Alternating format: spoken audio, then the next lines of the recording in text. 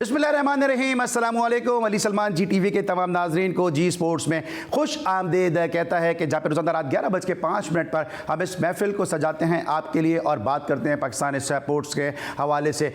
अमूमन इस पूरे वीक में हमने कोशिश की है कि क्रिकेट के साथ साथ दीगर जो स्पोर्ट्स हैं उनको भी डिस्कस किया जाए, लेकिन आज का शो हमारा बड़ा ये स्पेशल शो है क्योंकि आज हमारे साथ एक ऐसी शख्सियत मौजूद हैं जो पाकिस्तान की सरहदों के महाफिज भी रहे। बड़ा ज़बरदस्त उनका जो कैरियर रहा, प्रोफेशनल कैरियर उनका बड़ा ज़बरदस्त रहा। जब क्रिकेट बोर्ड में आए तो उन्होंने ऐसी इस्लाहात की, ऐसे रिफॉर्म्स किए कि जिनको आज भी लोग याद रखते हैं और जब भी गुफ्तगू करते हैं बड़े दिल से करते हैं और हमेशा से जो उनकी गुफ्तगू है वो लोग पसंद भी करते हैं। इस वक्त मेरे साथ वीडियो लिंक पे मौजूद हैं पाकिस्तान क्रिकेट बोर्ड के 23वें चेयरमैन जनाब तौकीर ज़िया साहब। उनको हम शो में अपने खुशामदीद कहेंगे। अस्सलाम वालेकुम सर।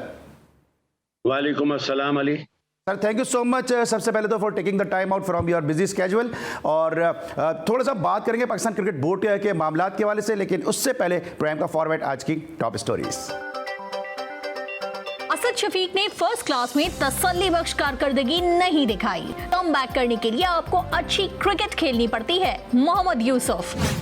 वेस्ट इंडीज सीरीज में बायो सिक्योर बबल का ना होना ऐसे ही है जैसे हमारी ईद हो। इमामुल हक। ऐसा लग रहा है ईद है हमारी, क्योंकि 2-2.5 साल हो गए सर। बहुत मुश्किल है टू बी ऑनेस्ट बबल में रहना। पाक श्रीलंका वुमेन क्रिकेट सीरीज के लिए कौमी टीम की साउथ एंड क्लब में तैयारियां जारी। एफए कप के फाइनल मैच में लिवरपूल ने चेल्सी को शिकस्त देकर टाइटल अपने नाम कर लिया। जनाब, ये थी आज की टॉप स्टोरी और बगैर किसी वक्त को ज़ाया किए बगैर हम बात करेंगे lieutenant general retired Tauqir Zia साहब से। एक दफ़ा फिर मैं उनका इंतहाई मशकूर हूँ कि उन्होंने हमेशा अपनी शफ़क़त का इजहार किया जी स्पोर्ट्स के साथ हमारे साथ, और एक दफ़ा फिर उन्होंने वक्त निकाला। आज बहुत सारे क्रिकेट के मौजूद आते हैं जिन पर गुफ्तगू करने के लिए। सबसे पहले तो सर ये मैं आपसे ये जानना चाहूँगा कि आप फॉर्मर चेयरमैन क्रिकेट बोर्ड हैं और ये कितना ज़्यादा मुश्किल हो जाती है सूरत हाल कि जब गू मगू की कैफियत हो, एम्बिगिटी हो कि आपने रहना या नहीं रहना, तो कितना मुश्किल है इस वक्त रमीज़ राजा साहब के लिए एक डिसीजन लेना और फिर उस पर इम्प्लीमेंट कराना। अली बिल्कुल ठीक है, क्योंकि जब अगर पेट्रन इन चीफ जो है वो ही नॉमिनेट करते हैं तो ऑब्वियसली अगर इस किस्म के हालात हों जैसे आजकल के हालात हैं तो क्रिकेट बोर्ड के चेयरमैन के लिए बड़ा मुश्किल हो जाता है ये फैसला करना कि आया उसको इस्तीफा देना चाहिए या नहीं देना चाहिए। बहरहाल अभी तक तो वो कायम है। अभी देखो किस करवट ऊंट बैठता है, क्योंकि अभी हालात बेहतरी की तरफ मेरा ख्याल जाने शुरू होंगे जहाँ तक सियासी हालात हैं। ठीक है सर, आप समझते हैं कि ये जो चेयरमैन क्रिकेट बोर्ड है बड़ी की पोस्ट है, इसको बदलती गवर्नमेंट के साथ इसको तब्दील नहीं होना चाहिए। अब कुछ लोग ये आवाज़ उठाने लगे कि इसको जो है वो सिलेक्टेड नहीं होना चाहिए बल्कि इलेक्टेड होना चाहिए। अली जब पूरे का पूरा आपको निज़ाम बदलना पड़ेगा, उसके लिए देखो ये इलेक्शन का मतलब है कि आपने वोटिंग करवानी है। वोटिंग का क्या निज़ाम होना चाहिए, आपको जनरल बॉडी से वोट्स लेने हैं, आपको कहाँ से वोट्स लेने हैं, आपको एसोसिएशन से वोट्स लेने हैं, तो पूरे का पूरा निज़ाम एक दफ़ा चेंज कर दें। देखें बहुत सारे क्रिकेट बोर्ड हैं वो इलेक्शन के ज़रिए ही आते हैं, और अगर आप अपना एक निज़ाम, मैं तो यही सजेस्ट करूँगा, क्योंकि इसके ऊपर हमेशा बातचीत होती रहती है कि जी अपने बंदे को ले आए, को क्रिकेटर को नहीं लाए, फलाने को नहीं लाए, तो एक दफ़ा एक ये निज़ाम बना लें। फिर उसके बाद ये स्वाबदीद है पेट्रन इन चीफ की कि वो उसके साथ एग्री करते हैं नहीं करते। मेरे ख्याल में कि निज़ाम को आप तब्दील करें, इलेक्शन सिस्टम लेके आए, किसी को कोई प्रॉब्लम नहीं होगी। सर, आपको लगता है कि निज़ाम तब्दील करना इतना आसान है? क्योंकि मुझे आप ही का एक स्टेटमेंट याद है, क्योंकि मैं आपको बहुत फॉलो करता हूं, तो आपका एक स्टेटमेंट याद है कि मैं चेयरमैन पाकिस्तान क्रिकेट बोर्ड तो हो सकता हूं लेकिन एलसीसी का चेयरमैन नहीं हो सकता। अब ठीक कह रहे हैं। तो मैंने इलेक्शन लड़ने की कोशिश की थी, तो इलेक्शन में ऑब्वियसली कामयाब नहीं हो पाया। मेरा ख्याल क्योंकि मैं सियासतदान तो हूँ नहीं, इसलिए मुझे वोटिंग का इतना पता नहीं है। मुझे नहीं मालूम कि ये आपका ये जो नया निज़ाम अगर वोटिंग के सिस्टम आप अडॉप्ट करें तो वो कामयाब भी हो सकता है कि नहीं। पाकिस्तान में वोटिंग के सिस्टम मुझे नहीं मालूम कितने कामयाब होते हैं, और वोटिंग का ऑब्वियसली एक नुकसान ये भी होता है कि फिर आपको अपने जिन्होंने वोट दिए होते हैं उनकी बात सुननी पड़ती है, उन इत्तेहादियों को फिर अपने साथ लाना पड़ता है। तो बहरहाल अभी तक आपका सिस्टम चलता तो रहा है। मेरे ख्याल में कोई इतना बुरा सिस्टम नहीं चला। आपके 3-4 क्रिकेटर्स भी आए, अब भी आपका क्रिकेटर है जो आपके क्रिकेट बोर्ड को संभाल रहा है, तो मेरे ख्याल में लेकिन इनको निज़ाम तो खैर बना ही लेना चाहिए। उसके बाद फिर फैसला करें कि ये पॉलिटिकल अपॉइंटमेंट होनी चाहिए या इलेक्शन के जरिए आना चाहिए। किस तरह आप देख रहे हैं जब तक जो टेन्योर रहा है रमीज़ राजा साहब का, क्योंकि हमारे शोज़ में भी जो मुख्तलिफ उनके क्रिटिक्स आते हैं, जो लोग आते हैं, वो यही बात करते हैं कि रमीज़ राजा साहब की जो अपनी पर्सनैलिटी है, उसका जो एक ऑरा है, जो उनका एक जेस्चर है, उस पर कोई दो राय नहीं है, लेकिन उनकी जो टीम है उनके साथ है वो वही टीम लेके चल रहे हैं जो पुरानी रिजीम है। तो आप किस तरह से अब तक इनका टेन्योर देख रहे हैं और आपको लगता है कि इस टीम को तब्दील इनको करना चाहिए या फाइन ट्यूनिंग थोड़ी बहुत होनी चाहिए? अली, मैं फाइन ट्यूनिंग पे तो एग्री करूंगा, लेकिन मैं चेंज के ऊपर तो इसलिए एग्री नहीं करूंगा कि जो आप लोग लेके आते हैं वो उनसे काम करवाना आपका काम है। अगर आप उनसे काम नहीं करवा सकते तो फिर आप फेल हो जाएंगे, उन लोगों का कोई कसूर नहीं है। एक बकायदा है, वो एक कॉन्फिडेंशियल रिपोर्ट होती है लोगों के बारे में कि कौन अच्छा काम कर रहा है, कौन नहीं कर रहा। जो काम अच्छा नहीं कर रहा आप उसको निकाल दें या उसको वार्निंग दें और उसको निकालें। लेकिन टीम को चेंज करने का मतलब है कि आप रिवर्स, आपने गेयर लगा लिया और आप वापस चले गए, क्योंकि जो नए लोग आएंगे उनको भी 3, 4, 6 महीने लगेंगे समझने के लिए चीजें। तो मेरे ख्याल में कोई आपकी टीम में इतनी बुरी लोग तो नहीं हैं जो मैं देख रहा हूं, जो कुछ नए लोग भी आए हैं, क्योंकि मैंने डील किया, जब मैं शर्जील वगैरह का केस डील कर रहा था तो मुझे ये लड़के नजर आए तो जो कि अच्छा काम करते। जो अच्छा काम करे आप उसको रखें, जो अच्छा काम नहीं करता आप उसको वार्निंग दें और बाद में निकाल दें। ठीक है। अच्छा, रमीज़ राजा साहब को अब जो इत्तलात है वो ये है कि उनको गो अहेड बिल गया है कि वो कंटिन्यू करेंगे, और उसमें आपका भी नाम आ रहा था कि आपने उनकी बड़ी तगड़ी कोई सिफारिश की है कि रमीज़ राजा साहब को कंटिन्यू किया जाए, इनको सैक नहीं किया जाए। अली, पहली बात तो ये है कि मुझे रिटायर हुए 20 साल हो गए, ठीक है। अब चीजें चेंज होती हैं, एनवायरनमेंट चेंज होती हैं, तो मेरी तो कोई इतनी वैल्यू नहीं है कि मैं किसी को कह सकूं कि रमीज को रहने दो या चेंज कर दो या किसी और को लेके आओ। मैं डॉन की स्टोरी पढ़ रहा था, उसमें लिखा हुआ था कि मैंने कहा है कि for a couple of weeks का मतलब है 2 हफ्ते। अब आप मुझे बताओ कि कोई आदमी किसी की 2 हफ्ते के लिए सिफारिश कर सकता है? अगर सिफारिश ही करनी है तो 3 साल के लिए करे, 2 हफ्ते की सिफारिश का क्या मतलब है? तो इसका मतलब है कहीं ना कहीं कोई डिसइंफॉर्मेशन है, कहीं लोगों ने मिसअंडरस्टैंडिंग है, कुछ समझा नहीं है। मेरा कोई मकसद नहीं है किसी को लाने का या ना लाने का। मैं सिर्फ ये समझता हूं कि जिसको भी आप लेके आए, मैंने तो ये भी कहा था कि पिछली दफा कि नजम सेठी को भी नहीं जाना चाहिए था, उसको अपना पूरा टेन्योर पूरा करके जाना चाहिए था। जो भी गवर्नमेंट आए, चाहे वो इमरान खान की है या वो शहबाज शरीफ की है या किसी भी है। इसी तरीके से मैंने कहा कि इसको अभी आए हुए आज 6, 7, 8 महीने हुए हैं, इसको टाइम दें, क्योंकि उसका अपना एक विजन है, उस विजन के मुताबिक अपनी टीम के साथ उसको चलने दें। अगर आप इसको अभी हटा देंगे तो इसका मतलब है कि आपने एक रिवर्स गियर लगाया, नया आदमी आएगा, नई टीम लेके आएगा, नए पॉलिसीज लेके आएगा, तो आपका क्रिकेट बोर्ड जो है वो इसी तरीके से नुकसान जो है उसको चलता रहेगा। मैं इस वजह से कह रहा हूं कि जो भी आए, मेरे रमीज हो, नजम सेठी हो, शकील शेख हो, जो मर्जी हो, उसको कम से कम आप 3 साल दें, irrespective of the political government. ठीक है। तौकीर ज़िया साहब के साथ गुफ्तगू का सिलसिला जारी है और आप देख रहे हैं कितना बोल्ड एंड बुलेंट हमेशा की तरह तौकीर ज़िया साहब जो है वो फ्रंट फुट पे आके खेल रहे हैं, और हम उनको बाउंसर्स भी कर रहे हैं इसको, चूँकि खुद भी बड़े ज़बरदस्त क्रिकेटर हैं, और जो पाकिस्तान में वेटरन्स क्रिकेट अभी जो चल रही है उसके कहते हैं कि पाइनियर्स में से जो है वो तौकीर ज़िया साहब हैं, क्योंकि इनके दौर में वेटरन्स क्रिकेट ने बड़ा उरूज हासिल किया था, और मैंने इनको खुद बॉलिंग करते देखा तो बड़े अच्छे पेस के साथ ये गेंद करते भी थे, और उसी आज पेस का मुजाहरा भी कर रहे हैं। ब्रेक लेंगे, जब ब्रेक के बाद वापस आएंगे तो मज़ीद गुफ्तगू करेंगे रमीज़ राजा साहब के विजन के हवाले से, और तौकीर ज़िया साहब के साथ काम किया है रमीज़ राजा साहब ने, तो इनकी जो लेगेसी है क्या उसको लेके वो आगे चल रहे हैं, ये सब कुछ होगा एक छोटे से ब्रेक के बाद।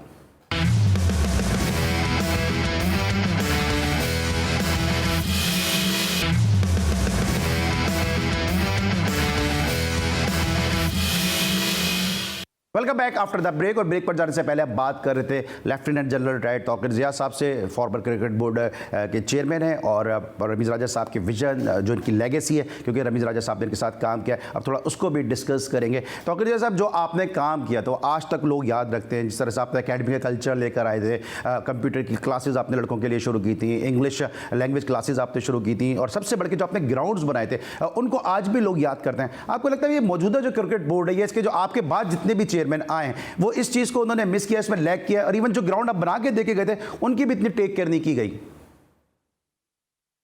देखो अली, मैं समझता हूं कि बाद में जितने भी लोग आए हैं उन्होंने तो शायद उस तरीके से उसको परसू नहीं किया, लेकिन जो मैं अभी रमीज राजा के प्लान्स जो सुन रहा हूं, जिसमें बहुत सी वो ग्राउंड्स बनाना चाह रहे हैं, बहुत से स्टेडियम्स बनाना चाह रहे हैं, मेरा ख्याल वो बहुत अच्छी चीज़ है। अगर उसको बना सकें, इसके ऊपर डिले नहीं करना चाहिए, इसके ऊपर फौरन कर दें, क्योंकि एक तो लोगों की रोजी लग जाएगी, लोगों को क्रिकेट खेलने के लिए ग्राउंड्स मिल जाएंगी, उनको कोचेज मिल जाएंगे। तो मेरा ख्याल उनका ये विजन जो है वो बहुत अच्छा है। आई होप कि उसको कंटिन्यू करें। अगर मैंने 90 ग्राउंड्स का वादा किया था तो उनको चाहिए कि इसको 200 ग्राउंड्स पे ले जाएं। ठीक है। और जिस तरह से अभी बात हो रही है, ड्रॉप इन पिचेस की बात हो रही है, लोग ये कह रहे हैं डोमेस्टिक क्रिकेट तो, इवन क्लब क्रिकेट तो हो नहीं रही है, अरसे से क्लब क्रिकेट बंद पड़ी हुई है। तो ये जो फौरी तौर पे जो ये चीज़ें हैं, जब रैपिड एक्शन लेने की ज़रूरत है, उसमें डिले क्यों किस वजह से हो रहा है? देखो अली, पहली बात तो ये मैं आपको क्लब क्रिकेट के बारे में बता दूं, ये क्योंकि मैं आप लोगों के प्रोग्राम्स ये देखता रहता हूं और लोग कहते हैं कि जी क्लब क्रिकेट नहीं हो रही। मैंने फिर इसके ऊपर ज़रा थोड़ी रिसर्च की तो मुझे मालूम हुआ कि पिछले जुलाई से लेकर अभी तक 7006 या 7009 मैचेस फर्स्ट क्लास आपके क्लब क्रिकेट के हो चुके हैं और 186 मैचेस आपके डिस्ट्रिक्ट के, आपके अंडर 19 के हो चुके हैं और 240 के से ऊपर आपके डिस्ट्रिक्ट के मैचेस ओवर 19 वालों के हो चुके हैं। अब मुझे मालूम नहीं कि ये कहां से इंफॉर्मेशन आती कि देखें ना, बुनियाद जो है वो आपकी क्लब क्रिकेट है। अगर क्लब क्रिकेट नहीं होगी तो आपकी बुनियाद नहीं पड़ेगी। तो ये हो नहीं सकता कि जो भी चेयरमैन आए, खास तौर के ऊपर वो चेयरमैन जो कि एक क्रिकेटर हो और जिसने डिपार्टमेंटल क्रिकेट भी खेली हो, डोमेस्टिक क्रिकेट भी खेली हो, नेशनल इंटरनेशनल क्रिकेट भी खेली हो, और वो ये कहे कि क्लब क्रिकेट नहीं चलनी चाहिए या नहीं चल रही, तो ये हो नहीं सकता। तो मेरा ख्याल कहीं ना कहीं कोई डिसइंफॉर्मेशन है, या तो क्रिकेट बोर्ड की तरफ से कोई प्रेस रिलीज ऐसी नहीं आती, या वो आके उनमें से कोई लोग नहीं बताते कि कहाँ कहाँ मैचेस हुए, क्या हुए। वो बहुत जरूरी है लोगों को इन्फॉर्म करना, ताकि ये जितनी तनकीद है ये खत्म हो जाए। ठीक है। अब दूसरी बात आपकी है ड्रॉप इन पिचेस की। देखो, ड्रॉप इन पिचेस का एक कॉन्सेप्ट जो है वो बड़ा मुख्तलिफ है। जो रमीज राजा ने पहले आके कहा था 2 ड्रॉप इन पिचेस का, वो आइडिया तो उनका ठीक है, लेकिन ये ड्रॉप इन पिचेस उस जगह पे काम आती हैं जहां के आपके एक ग्राउंड के अंदर बहुत सारी गेम्स हो रही हो, फुटबॉल भी हो रही हो, रग्बी भी हो रही हो, फलाना भी हो रहा हो, तो वहां शायद ये ड्रॉप इन पिचेस जो है वो काम आए। लेकिन पाकिस्तान में तो आपकी डेजिग्नेटेड ग्राउंड्स हैं जो कि क्रिकेट के लिए अलहदा हैं, फुटबॉल के लिए अलहदा हैं, तो वहां ये शायद ड्रॉप इन पिचेस जो है वो कामयाब ना हो। लेकिन इन्होंने जो एक नया कॉन्सेप्ट जो मुझे समझ में आया है, जो इन्होंने बताया कि ये मेरे ख्याल ऑस्ट्रेलिया से कोई क्ले मंगवा रहे हैं और ऑस्ट्रेलिया से कोई बंदा भी मंगवा रहे हैं जो कि इनको वो क्ले वगैरह डाल के तो शायद एक आध ड्रॉप इन पिच जो है वो दिखाएगा कि कैसे करना है, क्योंकि इसकी मेंटेनेंस जो है ना वो बहुत इंपॉर्टेंट है। ये 6 साल में अगर ये खत्म हो जाए, मुझे याद है कि रमीज ने कहा था कि 35 करोड़ की ये 2 ड्रॉप इन पिचेस लेके आ रहे हैं। तो अगर 6 महीने या साल के अंदर ड्रॉप इन पिचेस ने खराब हो जाना है, तो इसका मतलब है आप हर दफा 17 या 35 करोड़ रुपया हर साल इस्तेमाल करते रहेंगे, जो कि मुमकिन नहीं है। तो इसलिए मेरा ख्याल उन्होंने अगर जो ड्रॉप किया तो सोच समझ के ड्रॉप किया। किसी एक चीज को हमें पकड़ नहीं लेना चाहिए सॉरी, कि उसने कहा ड्रॉप इन पिचेस जो ड्रॉप कर दिया है तो वो यू टर्न मार लिया, ये कर लिया, वो कर लिया। हर चीज की एक लॉजिक होती है और उसकी मेरा ख्याल रीजनिंग जो है उसको सुनना चाहिए। अगर ड्रॉप इन पिचेस की जरूरत है तो जरूर आनी चाहिए, अगर उसकी जरूरत नहीं है तो नहीं आनी चाहिए। ठीक है। अच्छा तौकीर साहब, आप समझते हैं कि पाकिस्तान क्रिकेट बोर्ड है, जिस तरह थोड़ा सा इनको वसीउल कल्बी का भी मुजाहरा करना चाहिए, जो इनसे एक नाराज़ ग्रुप है जिसमें शकील शेख हैं या दीगर स्टेक होल्डर हैं कि जो क्रिकेट के हवाले से बात करते हैं, मुसलसल क्लब क्रिकेट के हवाले से बात करते हैं, ग्राउंड्स के हवाले से बात करते हैं, थोड़े दरवाजे खोलने चाहिए और पाकिस्तान के मफाद में, वसीतर मफाद में सब एक टेबल पर बैठें ताकि पाकिस्तान की क्रिकेट में बेहतरी और सुधार आ सके। देखो अली, सुधार चीजें कैसे सीधी होती हैं? आप चीजें सीधी करती हो या तो आप डिक्टेटर हो और आप किसी की ना मानो और आप कहोगे नहीं जो मैं कह रहा हूं बस वही सही है। लेकिन इस तरीके से चीजें ठीक नहीं होती। चीजें ठीक होती हैं जब आप लोगों के साथ आप मिलजुलते हैं, आप उनकी बात सुने, उनको कन्विंस करें या वो आपको कन्विंस करे, जो भी कन्विंस हो जाए। देखो, शकील शेख हो गया या नजम सेठी हो गए या बहुत सारे आपके ऐसे लोग हैं जिन्होंने डोमेस्टिक, या असर जैदी हो गए, बहुत सारे ऐसे लोग हैं जिन्होंने क्रिकेट में बहुत सारे काम किए हुए हैं और उनको क्रिकेट का पता भी है। मेरा ख्याल उनको बिठा के उनसे बातचीत करना और उनके व्यूज को एकोमोडेट करना, इसमें कोई हर्ज नहीं है। मैं तो ये समझता हूं कि कोई इसमें नाराजगी की क्या बात है यार। कोई, मेरा मतलब है कोई जमीन बांटनी है, कोई लड़ाई है पाकिस्तान इंडिया की, इसमें कोई लड़ाई नहीं है। आप उनको बुलाएं, उनसे बातचीत करें, उनका पॉइंट ऑफ व्यू लें। अगर वो किसी काम आ सकते हैं तो उनसे काम लें, अगर आप उनको कन्विंस कर सकते हैं तो कन्विंस कर दें। ठीक है। और बात कर रहे हैं पाकिस्तान क्रिकेट के मामलात के हवाले से, और ये एहसान मानी साहब जो स्टेटमेंट दे रहे हैं, आप इससे किस हद तक मुत्तफिक हैं कि वो कह रहे हैं कि पाकिस्तान की जो डोमेस्टिक क्रिकेट थी, डिपार्टमेंटल क्रिकेट थी, एक फ्रॉड थी। आपने खुद भी क्रिकेट को हेड किया है, डिपार्टमेंटल क्रिकेट ने एक बड़ा की रोल प्ले किया है, एक लाइफ लाइन का रोल प्ले किया है प्लेयर्स की ज़िंदगी में। फ्रॉड कहना, ये इतना बड़ा हार्श स्टेटमेंट देना, ये किस तरह देखते हैं आप? देखो, मैंने एहसान मानी की स्टेटमेंट पढ़ी तो नहीं, ना सुनी, लेकिन मैं आपको डिपार्टमेंट क्रिकेट के बारे में अपने व्यूज दे सकता हूं जी। आफ्टर ऑल 4 साल जो मैं रहा हूं, उस वक्त डिपार्टमेंट क्रिकेट चलती रही, उसके बाद भी चलती रही। ये तो सिर्फ पिछले 4 साल में आपकी डिपार्टमेंट क्रिकेट, क्योंकि पेट्रन इन चीफ ने समझा कि डिपार्टमेंट क्रिकेट को खत्म करना चाहिए तो वो किया। मैं ये समझता हूँ डिपार्टमेंट क्रिकेट की देखें ना, 2 चीजें हैं। एक तो यहाँ आपको उसमें से टैलेंट मिलता है, दूसरा आपको लोगों की रोजी रोटी उस पर लग जाती है। अभी जहां तक टैलेंट का ताल्लुक है, तो आप देख लें, फ्रेंचाइजीज आपको टैलेंट दे रही हैं। आपके ये जितने मैचेस हो रहे हैं, आपका नेशनल कप हुआ, वनडे, आपका T20 हुआ, आपका कायद-ए-आज़म ट्रॉफी हुई, आपकी PSL हुई, आपका कश्मीर प्रीमियर लीग हुई। हालांकि वो T20 ये लीग्स होती हैं, इसका तो शायद फर्स्ट क्लास क्रिकेट के साथ कोई ऐसा ताल्लुक नहीं है। लेकिन बात यह है कि आप पहले, मेरे ख्याल में इन 4 साल में जब इमरान खान ने ये कहा कि डिपार्टमेंट क्रिकेट को ख़त्म करो, तो इन लोगों का काम था कि बैठ जाते और सब लोगों को बुला के जो डिपार्टमेंट क्रिकेट के हामी हैं और जो उसके मुखालिफ हैं, इनको बिठा के आप उसका एक पैरेलल सिस्टम जो है ना वो अडॉप्ट करते, जिसमें कि आपके लोगों की रोजी रोटी भी लगी रहती और इस किस्म की भी तनकीद भी ना होती। अगर आप डिपार्टमेंट क्रिकेट खत्म करके लोगों की रोजी रोटी को लेके आ सकते हैं तो मेरा ख्याल नथिंग लाइक इट। अभी आप देखिए, डिपार्टमेंट क्रिकेट में 1-2 चीजें तो डेफिनेटली खराब थी ना, कि अगर 42 साल वाला लड़का आपका क्रिकेट खेल रहा है तो उसका तो कोई जगह नहीं है ना पाकिस्तान के अंदर। या तो आप डिपार्टमेंट क्रिकेट को ये बोले कि आपने इस किस्म के लोग लेने हैं या इतनी उम्र के लोग लेने हैं। अभी आपके जो लोग फ्रेंचाइजेस में खेलते हैं, जो आपके ये सेंट्रल पंजाब और सदर्न पंजाब में खेलते हैं, यही लोग जाके डिपार्टमेंट क्रिकेट में भी खेलते हैं। तो यहाँ तो इनको निकाल के आप कोई नया टैलेंट जो लेके आए।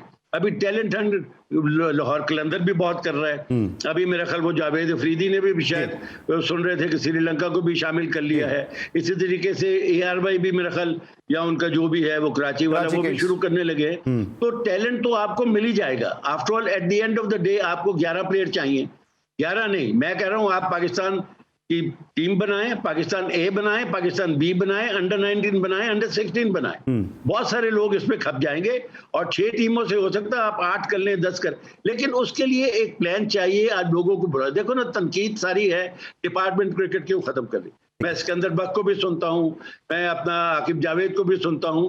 मैं कह रहा हूं इन लोगों को, क्रिकेट बोर्ड के चेयरमैन को चाहिए एक दिन बुला ले, इन लोगों से बात करें, उनके व्यूज देखें और फिर देखें कि कहाँ लॉजिक है। अगर आपने डिपार्टमेंट क्रिकेट को रीस्टार्ट करना है तो रीस्टार्ट करें, किस तरीके से करना है, चेंज कोई ऑल्टरनेटिव है उसका पैरेलल करना है तो आप जरूर करें। ठीक है सर, आप डिपार्टमेंट क्रिकेट वालों डिपार्टमेंट से ये पूछ लें, आया वो अपनी टीमें अब बनाने के लिए तैयार भी है कि नहीं। ठीक है सर, आप जो कह रहे हैं कि ये जो रमीज राजा साहब बात कर लें, रमीज राजा साहब तो खुद Pakistan national shipping corporation, allied bank से खेलते रहे। इवन अलाइड बैंक को तो उन्होंने स्पोर्ट्स डिपार्टमेंट को हेड भी किया है। तो मेरा तो नहीं ख्याल है कि उनको बहुत ज़्यादा किसी से पूछने की ज़रूरत है। शायद वो मजबूर हो गए गवर्नमेंट की पॉलिसी से, जिसकी वजह से वो तनकीद का बायस बन रहे हैं। इसमें तो कोई शक नहीं अली। ये जो पेट्रन इन चीफ का जो एक पॉलिसी थी उसको इन्होंने फॉलो किया है, बट मैं ये समझता हूँ कि इसको फॉलो करने का तरीका ये है कि आप इसका ऑल्टरनेटिव भी सोचें। जरूरी नहीं है कि आप पेट्रन इन चीफ से जाके लड़ाई करें। अगर उनका एक कॉन्सेप्ट है तो फिर आप उनको कन्विंस करने की कोशिश करें ना। अगर आपकी बात है नौकरियों की, तो आप देखो ना, अगर आपकी 100 ग्राउंड्स हैं तो 100 ग्राउंड में आपके 100 क्रिकेटर्स तो समाये जा सकते हैं ना। उनको आप कोच बना सकते हैं, वो आपके ग्राउंड्स को लुक आफ्टर कर सकते हैं। और रमीज राजा बहुत सारी ग्राउंड्स बनाना चाह रहे हैं, तो ऑल्टरनेटिव देखने के लड़के जो है वो रक्शे ना चलाए, साइकिलें ना चलाए, रेडियो ना लगाए, उनको आप जॉब दें, या तो आप उनको दें पेंशंस आपने उसके मुताबिक। आफ्टर ऑल पहले ये सिस्टम चल ही रहा है ना, अभी भी चल रहा है। आफ्टर ऑल लोग बहुत सारे सेंट्रल कॉन्ट्रैक्ट में हैं, बहुत सारे पेंशन में हैं, तो जो ऐसे लोग हैं आफ्टर ऑल उन्होंने क्रिकेट को अगर सर्व किया हुआ है तो उनको आप बेयारो मददगार नहीं छोड़ सकते। क्रिकेट बोर्ड का काम है कि उनको लुक आफ्टर है, किस तरीके से लुक आफ्टर करना है, या डिपार्टमेंट क्रिकेट है या कोई और तरीका है। ठीक है, तौकीर रज़ा साहब के साथ गुफ्तगू का सिलसिला जारी है। इस पर लेंगे ब्रेक, और जब ब्रेक के बाद वापस आएंगे तो ज़रा बात करेंगे नजम सेठी साहब के टेन्योर के हवाले से, और नजम सेठी साहब और ज़का अशरफ साहब की जो बाज़गश्त है क्रिकेट बोर्ड में आने की, इस हवाले से बात करेंगे। साथ साथ मज़ीद क्रिकेटिंग अमूर पर बात करेंगे। कश्मीरी प्रीमियर लीग हम सब के दिनों से जुड़ी हुई है, उस पर को भी डिस्कस करेंगे एक छोटे से ब्रेक के बाद।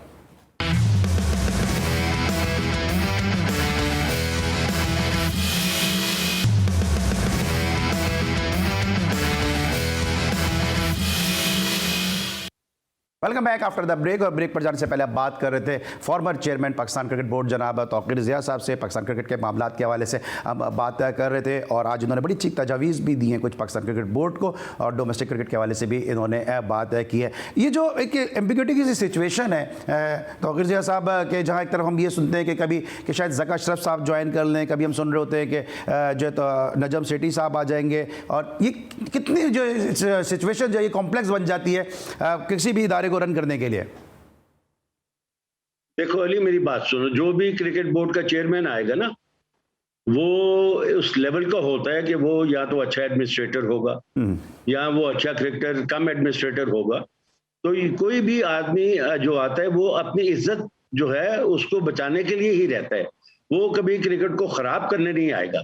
उसमें चाहे नजम सेठी हो, ज़का अशरफ हो, शहरियार हो, तौकीर ज़िया हो, कोई भी हो, खालिद महमूद साहब हो, वो हमेशा क्रिकेट की बेहतरी के लिए, क्योंकि उन्होंने पाकिस्तान क्रिकेट को चलाया ना, उन्होंने अपनी इज्जत का भी तो ख्याल रखना है ना।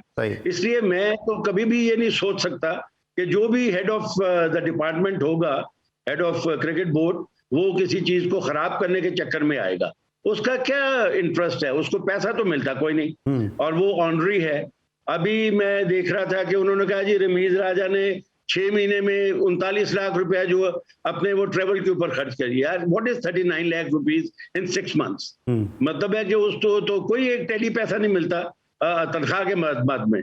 बाकी उसकी क्या पर्स एंड प्रिविलेजेस होंगी, यहाँ से उठता होगा, इंग्लैंड चला गया, दुबई चला गया, तो वो भी अपने काम के लिए जाता, कौन सा वो सैर करने के लिए जाता। मेरे ख्याल में अगर मैं अभी देखूं तो अगर मैं कंपैरिजन करूं, नजम सेठी साहब आते हैं जियो पे, अपनी वो उनका जो एक प्रोग्राम आता है उसमें लगे हुए हैं, अपने एनालिसिस देते हैं, तो उनको तो शायद ये जॉब नहीं चाहिए।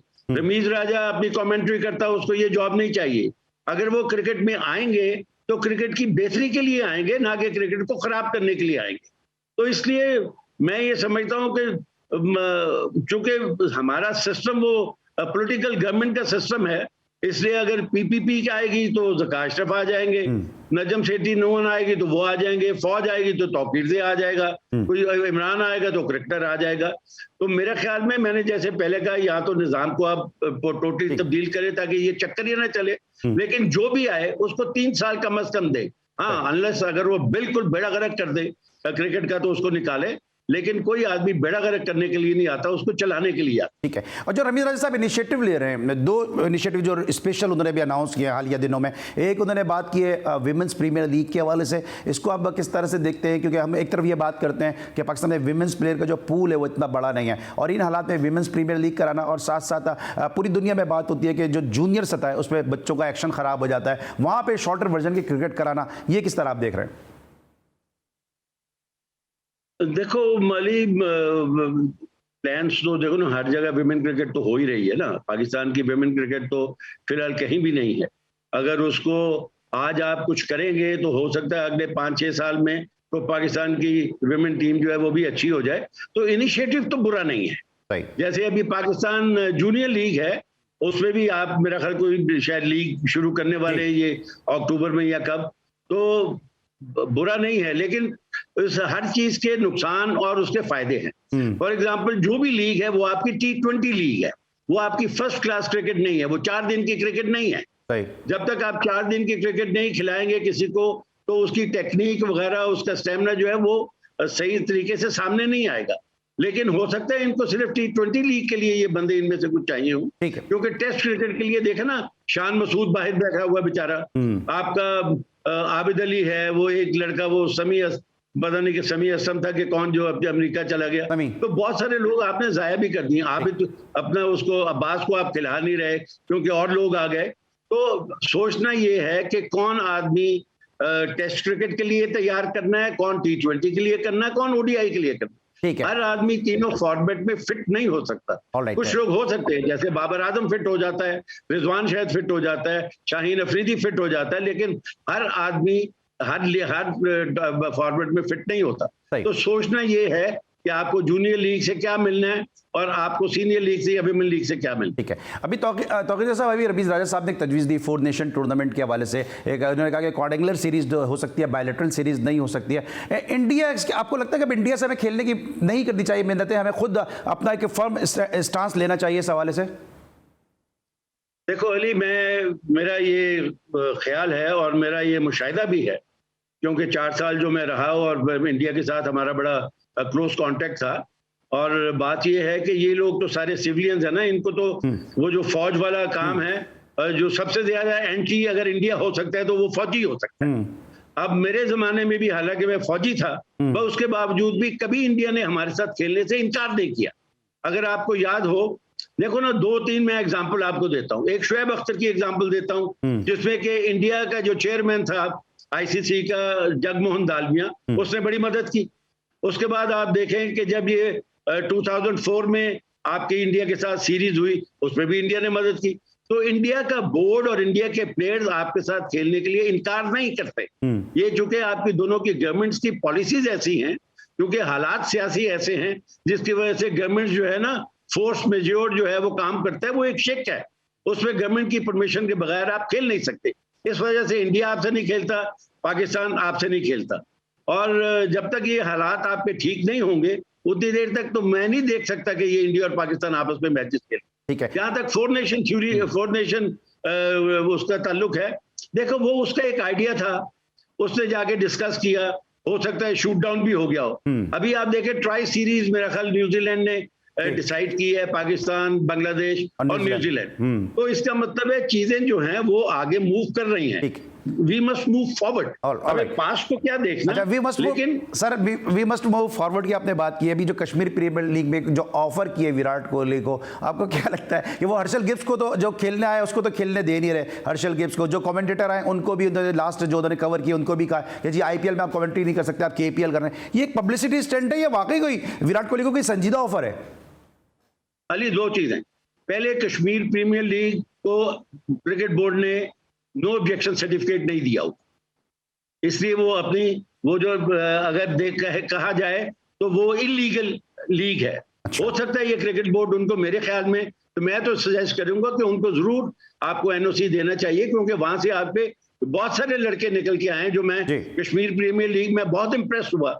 जैसे मैंने उनके सारे मैचेस देखे, जैसे ही आपका ये जमान खान और ये वो सारे लड़के, अरशद इकबाल या इरशाद इकबाल निकल के आए। और अभी आपके पास देखो हरेरा है, आपके पास हारिस है, बहुत सारे ऐसे लड़के हैं। तो कश्मीर प्रीमियर लीग फिलहाल तो NOC का इंतजार कर रही है, जो कि क्रिकेट बोर्ड को देना चाहिए। अब जहां तक आ गया कोहली का ताल्लुक, देखो ये सारे एक मैं समझ रहा हूँ ये एडवर्टाइजमेंट या एक ऐसा स्टंट है कि जो कभी हो नहीं सकता। जब तक पाकिस्तान इंडिया के हालात ठीक नहीं होंगे, ना पाकिस्तान का कोई आदमी जाके IPL खेलेगा, ना उनका कोई आदमी आके इधर खेलेगा। खास तौर के ऊपर कश्मीर प्रीमियर लीग तो अगर आपको याद हो, लास्ट ईयर भी इंडिया ने बाकायदा ICC को खत लिखा था कि ये कश्मीर प्रीमियर लीग नहीं होनी चाहिए, क्योंकि नाम ही क्योंकि डिस्प्यूटेड वो समझते हैं, तो इसलिए। तो बाकी ये है कि कश्मीर प्रीमियर लीग, मैं समझता हूं कि ये तो कोहली वाला तो ऐसे ही है। कोहली के साथ आजकल मेरे ख्याल पाकिस्तान के जरा थोड़े जज्बात जो है उसके साथ है, क्योंकि वो शायद परफॉर्म नहीं कर रहा। लेकिन कोहली चूंकि उसने जफ्फी भी डाल ली थी रिजवान को भी और बाबर आजम को भी, तो कोहली बहुत अच्छा प्लेयर है, इसमें कोई शक नहीं है। अगर ये हालात ठीक हो जाए तो देयर इज नो वे कि मेरा ख्याल आप इंडिया और पाकिस्तान के लड़कों को आपस में एक दूसरे के साथ खेले। अभी रिजवान पुजारा के साथ खेला, अभी शाहीन अफरीदी इंग्लैंड में काउंटी खेला, अभी और एंडरसन के साथ वो हसन अली का कितना वो हुआ। तो ये फ्रेंडशिप जो है ये बॉन्डेज हो जाता है। इसको क्रिकेट जो आपस में प्लेयर्स हैं वो लड़ाई नहीं करते, ये गवर्नमेंट्स लड़ाई करती हैं, जिसकी वजह से प्रॉब्लम। ठीक है, लेकिन सर एक जाती तौर पे मैं अपने अगर बात करूं तो मुझे तो बड़ा अफसोस हुआ है सुन के, क्योंकि इकबाल ने जो कहा कि खुद ही को खुद से बुलंद कर इतना कि खुदा खुद बंदे से पूछे बता तेरी रजा क्या है, कि हम अपनी खुद ही को छोड़ के क्यों उनकी मिन्नतें कर रहे हैं कि आप हमारी लीग खेलें। वो तो हमें नहीं कह रहे कि आप IPL में खेलें, कि हमारे प्लेयर की मिन्नतें नहीं कर रहे कि इसके आने से हमारी लीग सज जाएगी, कि बाबर आजम के आने से हमारी लीग सज जाएगी। अली वो मैं ये समझता हूँ कि हर चीज को आदमी को अना का मसला नहीं बनाना चाहिए। ये सिर्फ वो है एडवर्टाइजमेंट स्टंट्स हैं, इसमें कोई ये सीरियस नहीं है, ये सीरियस हो ही नहीं सकते। ठीक है, मैंने कहा ना, जब तक सीरियस नहीं हो सकते जब तक कि दोनों मुल्कों के हालात ऐसे ना हो जाएं कि आपस में खेलने के लिए तैयार हो जाए। अभी मैं देख रहा था कि IPL वालों ने बाबर आजम को भी ऑफर किया है, किसी और को भी ऑफर किया है।